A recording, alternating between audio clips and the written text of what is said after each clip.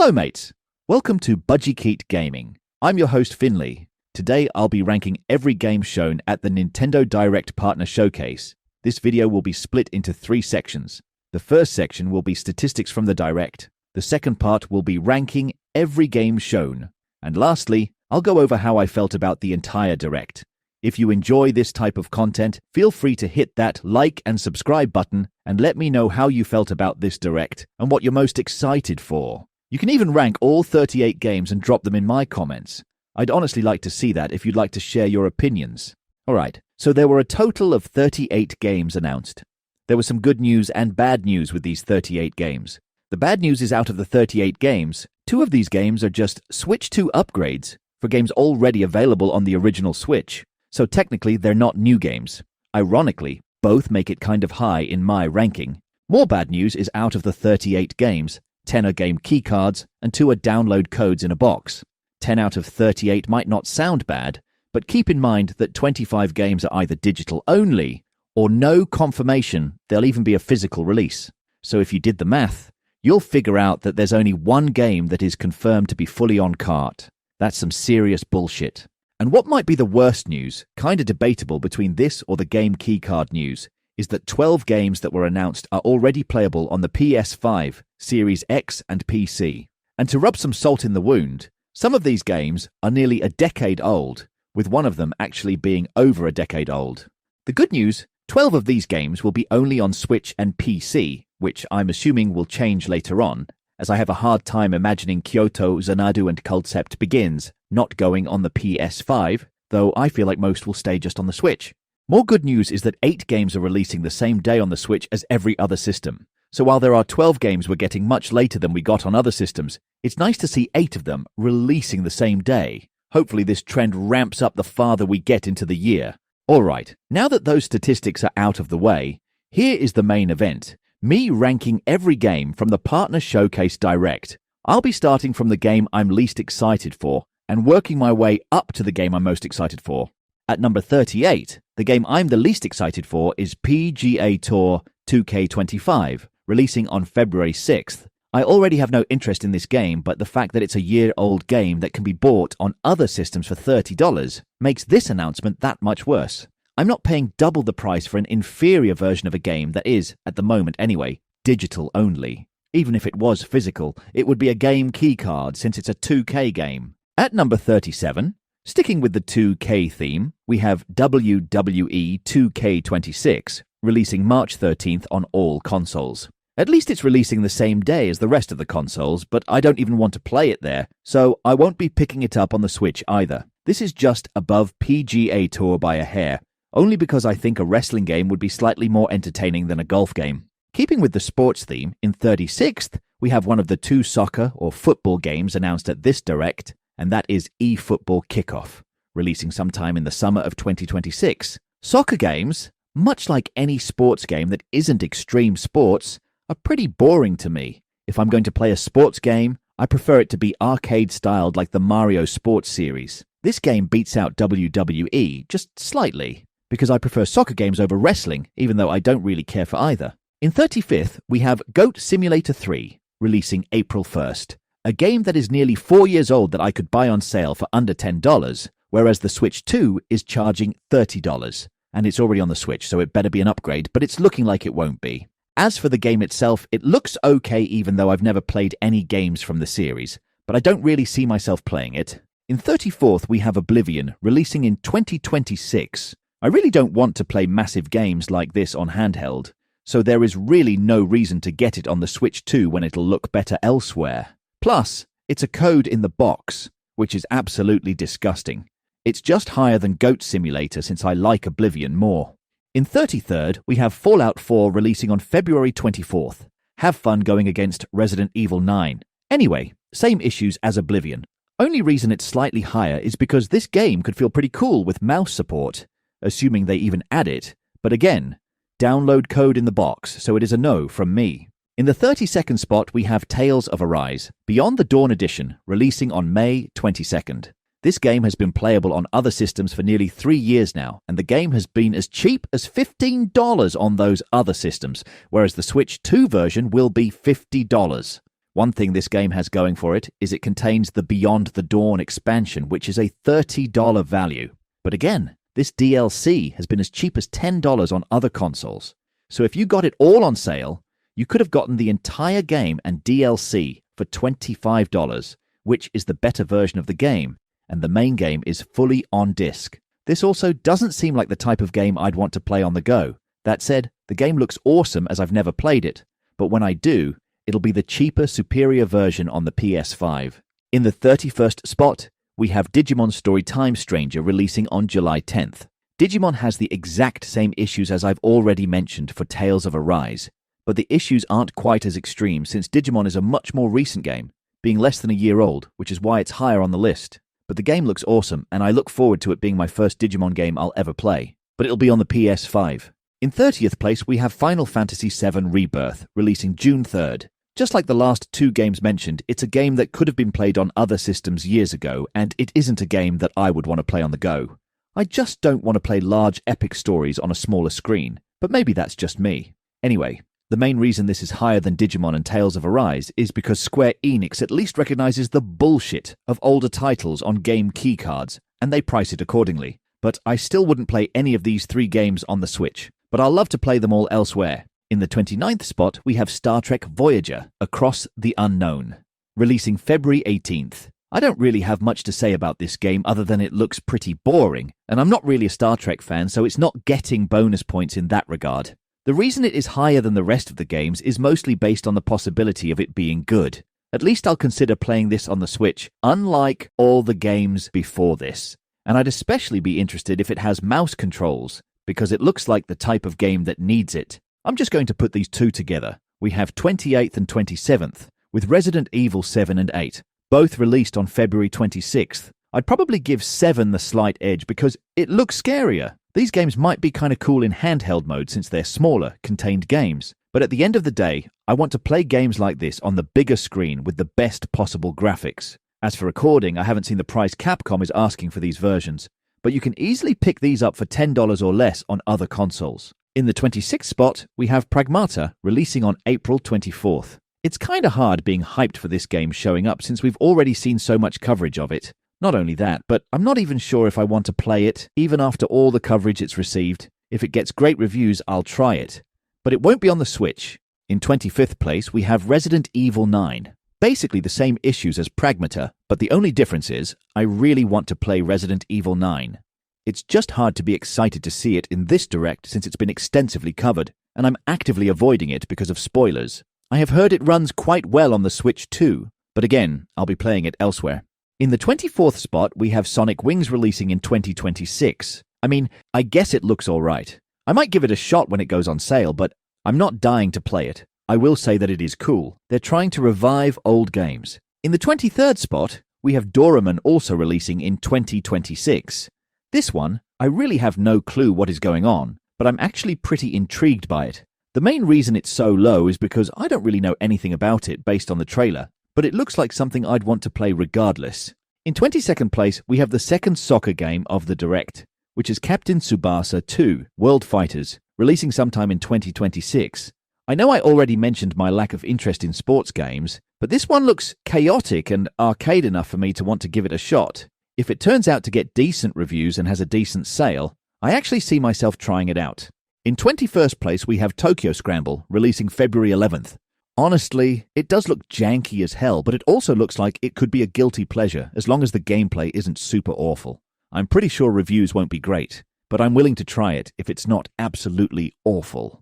Alright, now we're getting into the top 20. In the 20th spot, we have the Hollow Knight upgrade released during the Direct. I know it's only an upgrade, especially for a game that's been out as long as Hollow Knight has been, but I could see this being a great game for handheld mode, even though I already have it for the PS4. I might decide to play it on the Switch at some point, so I'm pretty happy about knowing this upgrade exists if I ever decide to do so. In the 19th spot, we have Ninja Gaiden 2, The Dark Sword of Chaos, releasing during the Direct. Yeah, my experience with Ninja Gaiden 3D games weren't great because they were brutally hard, so I've been wanting to try the 2D games. I'm sure they're hard as hell as well, but I'd still like to give them a try. I really want to play Ragebound, so I might try that first, see how I like it, and decide if I want Dark Sword of Chaos afterwards. Either way, pretty cool this is getting released. In the 18th spot, we have Valheim, releasing in 2026. I haven't really played many survival games, at least to this extent, because it looks like it goes pretty hard in the survival aspect, which is fine, since I've been wanting to get into the genre to see if I like it, and this looks like it might be a good start. The main thing that attracts me is the multiplayer. I'm not much of a multiplayer person, but this looks like it could be fun with people you know. This is also a game I could see me getting on the Switch because of its game share feature. In the 17th spot, we have Disney Dreamlight Valley, Switch 2 Edition, releasing on March the 25th. I know it's probably surprising to see this game above all those AAA games I just talked about, but unlike all of those games, I think this game would be perfect in handheld mode, so it's great seeing it getting an upgrade. This is actually a game I would have a hard time deciding if I'd rather the power performance from the PS5 or the mobility of the Switch 2, as this is a great game to play on the go or in short bursts. In the 16th spot, we have Cultcept Begins, releasing July 16th. As of now, this is only releasing for the Switch and PC. Honestly, this game would probably be higher if I knew what the hell was going on. It looks like some type of board game mixed with strategy, RPG, and card game elements. I'm honestly not completely sure, but I'm intrigued. I also think if this is released for another system, I'd still get it for the Switch instead, if it supports touchscreen or mouse mode, since this game looks like it would greatly benefit from those features. It also looks like the type of game that is great for on-the-go play. In 15th place, we have Turok Origins, releasing sometime in the fall of 2026. I haven't played the Turok franchise yet, but I'm definitely interested in it. This entry looks really cool, and it is the first modern Turok game in a very long time. Please correct me if I'm wrong about that. Online play looks like it could be fun, but I'm really hoping it supports some form of co-op play. I'm just hoping it's not a Monster Hunter wannabe, which I'm kinda thinking it might be. If I get this, I will be getting this for the PS5 though, as this looks like the type of game that'll be better with more power. But I will say, having this game on the go is tempting. I feel like the next two games are interchangeable, since I'm about equally excited for them both. But in the 14th position, we have Kyoto Xanadu, releasing in the summertime. I don't have any experience or really any knowledge of the Xanadu series, but I'm absolutely loving how it looks like a mix of Metroidvania and a 3D action RPG. I'm not sure if that's how all the games in the series are. Either way, this has me very excited for this entry, and it makes me want to play the last game on the PS4. I remember being interested in it, but never got around to it. I also don't remember anything about it other than I wanted to play it. So maybe it was a 2D, 3D mix like this one. In the 13th position, we have Another Eden Begins, releasing this summer. If I didn't know any better, I would have assumed this was a Bravely Default game if all I saw was the trailer. The art style is beautiful. It has 10 different endings and New Game Plus, so it's already guaranteed to be a massive game. As of now, it also looks like it'll only be for the Switch and PC. I feel like that'll change though. In 12th position, we have Rave Racer. This game looks pretty awesome. It reminds of older racing games like Ridge Racer and Cruising the USA. Besides that, I don't really know much. I'm also not sure if there really is anything else to know other than it's a classic racer. I think the thing that can make or break the game are the controls. As long as they don't suck and aren't too floaty, I think I'll really enjoy this, as I'm always up for a chill racer. In 11th place, we have Grand Blue Fantasy Relink, Endless Ragnarok, releasing July 9th. This was the most confusing announcement I've ever seen. I thought it was a new game since the Switch never got Grand Blue Fantasy Relink, but apparently Endless Ragnarok is DLC for that game. You'd think they would announce Fantasy Relink, the actual game, is coming to the Switch before announcing the DLC. Either way, I already have this game for the PS5. I just haven't got around to playing it. But since I already own it, I'll be getting this DLC for the PS5. Pretty cool this is coming to the Switch though, as it seems perfectly suited for on-the-go play, as it is a short game. Now we're getting to the top 10. Be sure to hit like and subscribe if you're enjoying this video. At number 10, we have Reanimal, releasing February 13th. I already talked about this game in my 30 games releasing in February video. Definitely check that one out if you want to see a bunch of cool new games to play this month. But yeah, this one looks amazing. As I've said in the video I mentioned, I'm really hoping this is like Little Nightmares, but without holding back on the scary and disturbing nature of the game. I know Little Nightmares was scary, but I would love to see it amped up. The addition of co-op play is a huge win as well. This will most likely be a PS5 game since I'll be strictly playing in co-op mode, so portability doesn't matter to me. In the 9th spot, we have Scott Pilgrim EX releasing March 3rd. I love me a good action brawler, so the game already has that going for it. But the art style is absolutely amazing. It's being developed by the same people who made Shredder's Revenge and Marvel Cosmic Invasion, so it's almost guaranteed to be a great game. Honestly, it could be a clone of those two games with a Scott Pilgrim skin on it, and I'll be happy. I'm still having a hard time deciding if I want this on the PS5 or Switch. Like Reanimal, I'll be playing in co-op at all times, so portability doesn't matter to me, but it does feel like a Switch game. Either way, I can't wait to play this one next month. In the 8th spot, we have Monster Hunter's World 3, Twister Reflection releasing on March 13th.